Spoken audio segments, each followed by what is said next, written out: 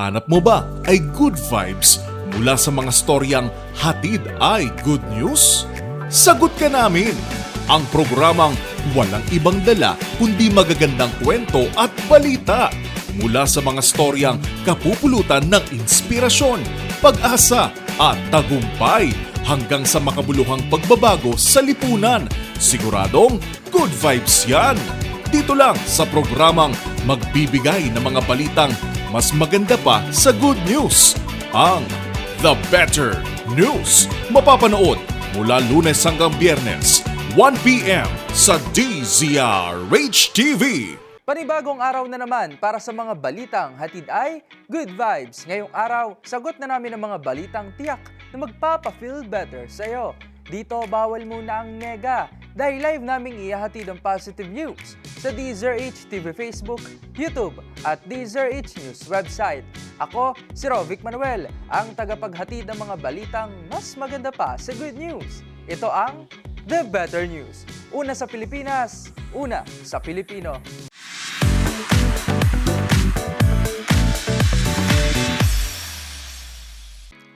Una sa ating The Better News ngayong araw, good news para sa mga kababayan nating looking ng trabaho ngayong buwan. Kasado na kasing magsagawa ng malawakang job fairs ang Department of Labor and Employment o DOLE sa Pilipinas upang magbigay oportunidad sa trabaho, mapa-local o overseas jobs man yan. Ang mga detalye panoorin sa report na ito. Kasadong magsagawa ng nationwide job fairs ang Department of Labor and Employment o DOLE ngayong buwan ng Marso. Ayon sa DOLE, ang ganitong hakbang ay ilinsunod sa direktiba ni Pangulong Bongbong Marcos na ilapit ang oportunidad sa trabaho sa mga Pilipino.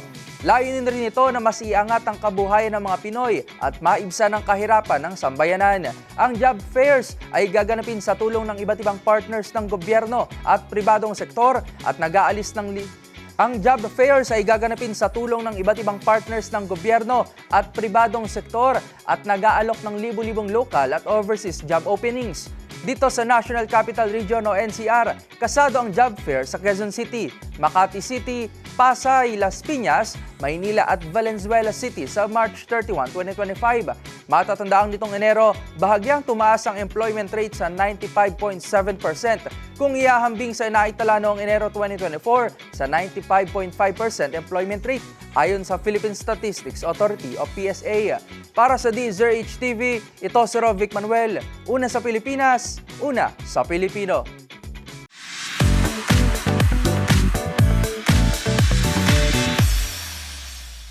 Target na mas palakasin ng Department of Environment and Natural Resources o DENR ang pangangalaga sa maritime security at conservation. Isa sa hakbang ng ehensya ay ang pagtatatag ng 8 maritime research stations sa mga istasyon sa biogeographic regions sa buong Pilipinas. Ang mga detalye tutukan sa report ni Dustin Bayog. Nakatakdang magtatag ang Department of Environment and Natural Resources o DENR ng 8 marine scientific research stations sa buong bansa. Ito'y bahagi umano ng pagsisikap ng ahensya na palakasin ang maritime security at environmental conservation sa West Philippine Sea o WPS. Ayon kay DENR Secretary Maria Antonia Otoni Yulo Loizaga, ang research stations ay magsisilbing sentinel sites para sa marine biodiversity protection. Aniya, makakatulong rin ito sa pambansang seguridad sa pamamagitan ng pagpapahusay ng kapasidad ng bansa na mamonitor ang maritime domain nito. Kabilang sa mga pagtatayuan ng bagong research station sa Pag-asa Island na nasa loob ng Exclusive Economic Zone o EEZ ng bansa, pati ang Verde Island Passage, isang critical na marine biodiversity hotspot. Gayun din ang Tubataha Reef Ranger Station at Snake Island Station sa Palawan. Matatandaan na nauna na magsagawa ang DENR ng biodiversity conservation at carbon sequestration sa WS Project at Pag-asa Island. Ang West Philippine Sea ay mayroong mayamang biodiversity na nag-aambag sa 27% ng commercial fisheries production at 30% ang coral ng bansa. Para sa DZRH TV, ito si Dustin Bayog. Una sa Pilipinas, una sa Pilipino.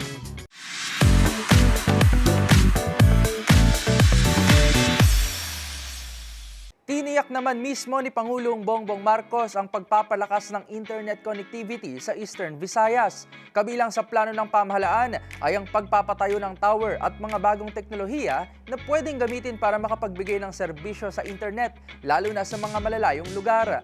Narito ang report ni Millie Borja.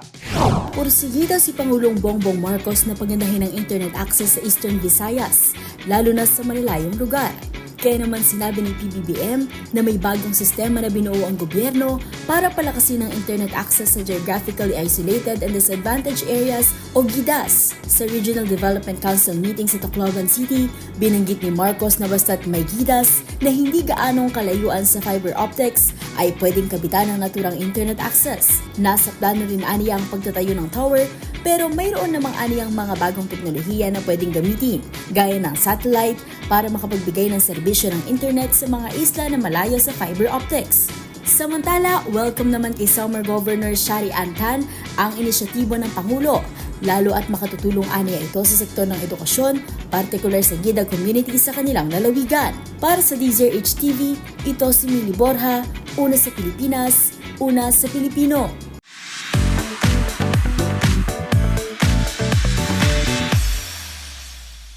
Upang masiguro ang kaligtasan ng mga menor de edad na babiyahe at maiwasan ang child trafficking at iba pang krimen, ay mas naghigpit ang Department of Social Welfare and Development o DSWD sa pagbibigay ng travel permits o MTA. Ang mga detalye iyahatid ni Arnold Herrera. Naging mas mahigpit ang Department of Social Welfare and Development o DSWD sa pagbibigay ng travel permits sa mga menor de edad sa pamamagitan ng bagong inilunsad na Minors Traveling Abroad o MTA system. Sa pahayag ng ahensya, ito raw ay upang maiwasan ang paglaganap ng child trafficking at iba pang krimen na may kinalaman sa mga menor de edad. Ayon kay DSWD Assistant Secretary for Protective Programs Ada Colico, magiging mahigpit ang ahensya kung sino ang pwedeng gumawa ng account sa system para sa transactions. 3 tao lang anya ang maaaring gumawa ng account para sa minor de edad. Ang magulang nito, legal guardians o travel companions. Kabilang na rin ngayon sa application process ang mandatory video conferencing kung saan kailangan present ang mga magulang, legal guardians, travel companions at ang menor de edad. Maaari din daw na magkaroon ng home visitations ng mga local social welfare and development officers kung kinakailangan. Ayon sa DSWD, ang ginawang paghihigpit ay upang masiguro na mapangangalagaan ang kapakanan at kaligtasan ng mga bata sa kanilang paglalakbay alinsunod sa direktiba ng pamahalaan. Para sa DZRH TV, ito si Arnold Herrera. Una sa Pilipinas, una sa Pilipino.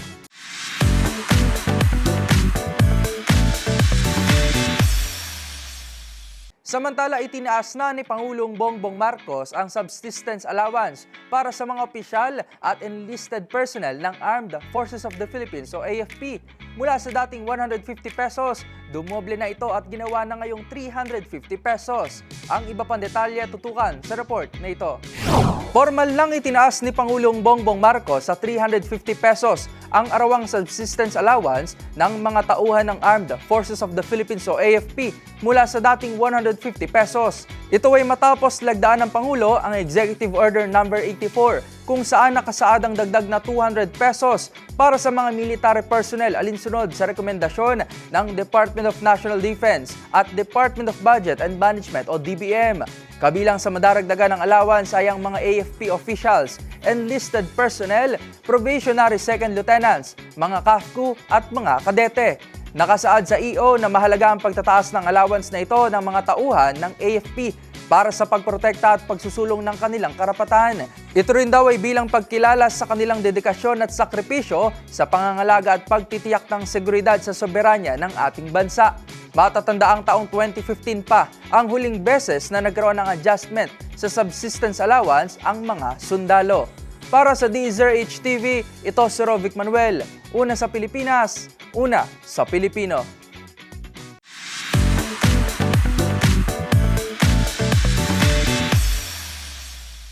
Samantala, upang mas mapaganda ang mga pasilidad at resources para sa mga pagsasanay, pinagkalooban ng PAGCOR ang Philippine National Police Academy ng 300 million pesos na financial aid. Ang mga proyektong nakahanay sa pondong ito, alamin sa report ni Dustin Bayog.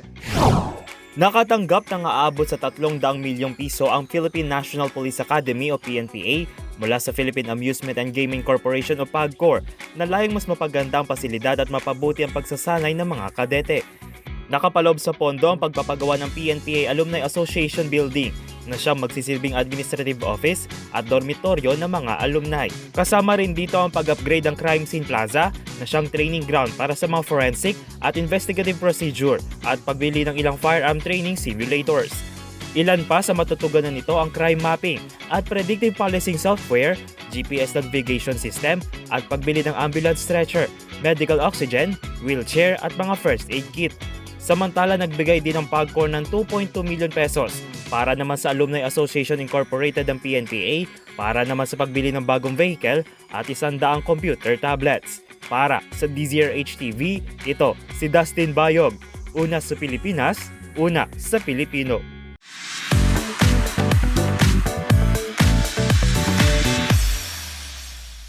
Sinimulan na ang pagpapatayo ng pinakabagong ecotourism nature and family park sa Surigao City. Yan ay sa pangunguna ng Department of Budget and Management o DBM na layong palakasin at pagandahin ang mga pampublikong espasyo sa nasabing probinsya. Ang mga detalye sa report ni James Galange.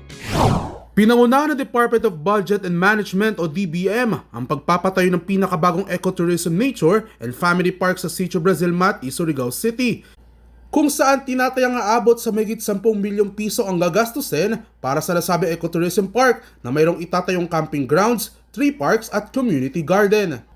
Sa ginanap na groundbreaking ceremony, sinabi ng kagawaran ng unang yugto ng naturang proyekto ay naglalayong itaguyod ang mga oportunidad sa trabaho at pasiglahin ang ekonomiya sa pamamagitan ng mga programang nakatuon sa turismo at pangangalaga sa kalikasan.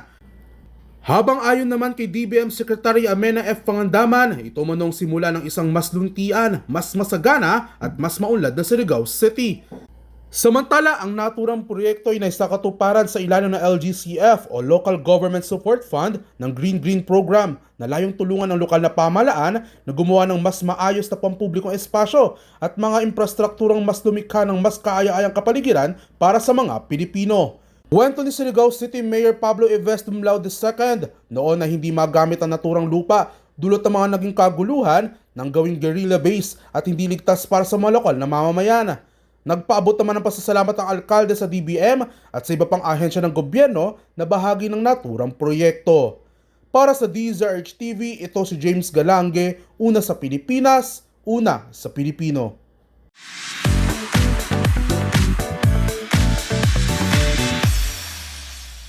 Good news naman po tayo pagdating sa sports. Nangunang 16-year-old Pinay chess player na si Ruel Canino sa ginanap na National Age Group Chess Under-18 Open sa Batangas. Para sa Balitang Sports, ihahatid yan ni Mili Borja.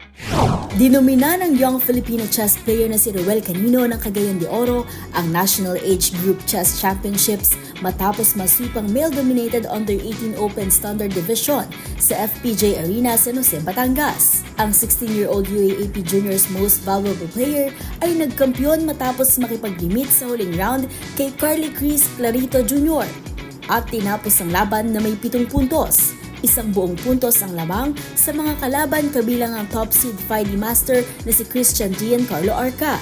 Samantala, kabilang sa ilan pang nagkampiyon sa naturang tournament ay sina April Joy Claros sa Girls Under-18, Kayla Lane Regidor naman sa Girls Under-16, Mark Gabriel Usman sa Open Under-16, Sofia Joy Mamangon sa Girls Under-14, Christian Tolosa pagdating sa Open Under-14, si Kana Catherine Ventolero sa Girls Under-12, Steve Saki Bolico naman sa Open Under-12, at si Dan Reset Romualdez sa Open Under-10. Si Canino at Carlos ang magre-representa sa Pilipinas sa Under-18 Open section ng Asian Youth Chess Championships na gaganapin sa November 20 hanggang 30 sa Bangkok, Thailand.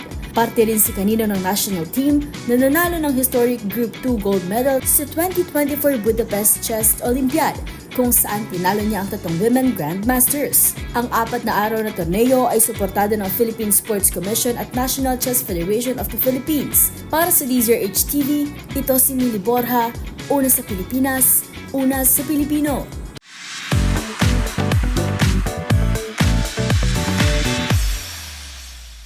At syempre, the better news naman po tayo sa mundo ng showbiz.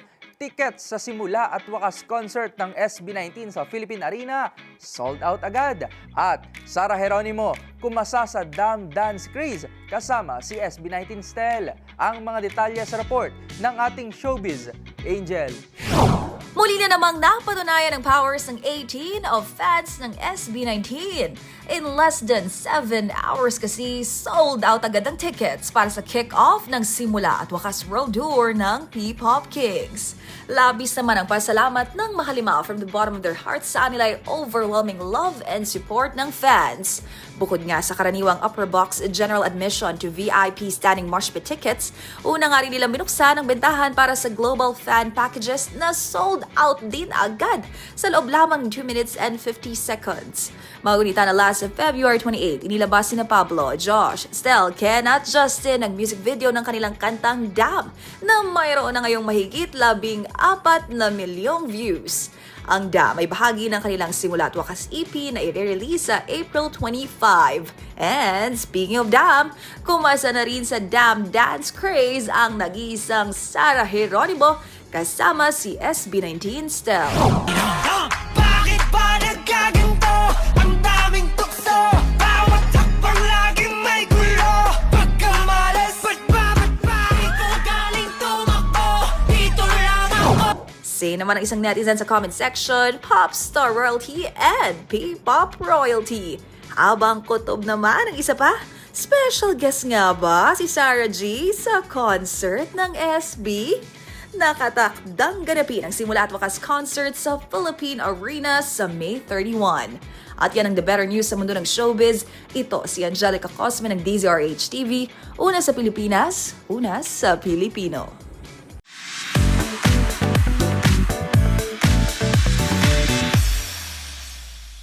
At yan na po ang mga balitang Pampa-Feel Better para sa inyo. Magkita-kita po tayo muli bukas para sa ating panibagong Good Vibe episode. Kaya naman, para sa ating mga live streamer sa website, palagi lamang pong tumutok. At kung may gusto kayong i-share na balitang hatid rin ay good vibes, i-comment nyo na yan sa ating comment section. Tandaan, libre lang ang umiti at maging masaya. Kaya naman, wag mo na itong ipagkait sa iba. Good vibes lang. Ito ang The Better News. Para sa DZRH TV, ito si Rovic Manuel. Una sa Pilipinas, una sa Pilipino.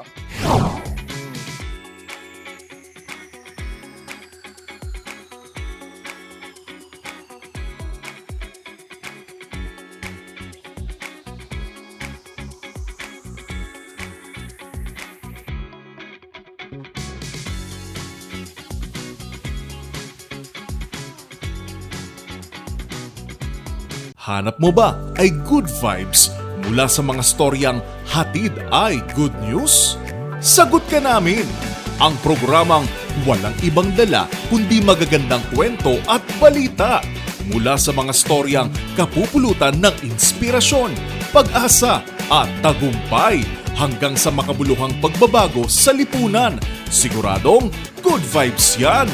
Dito lang sa programang magbibigay ng mga balitang mas maganda pa sa good news, ang The Better News. Mapapanood mula Lunes hanggang Biyernes, 1 p.m. sa DZRH TV.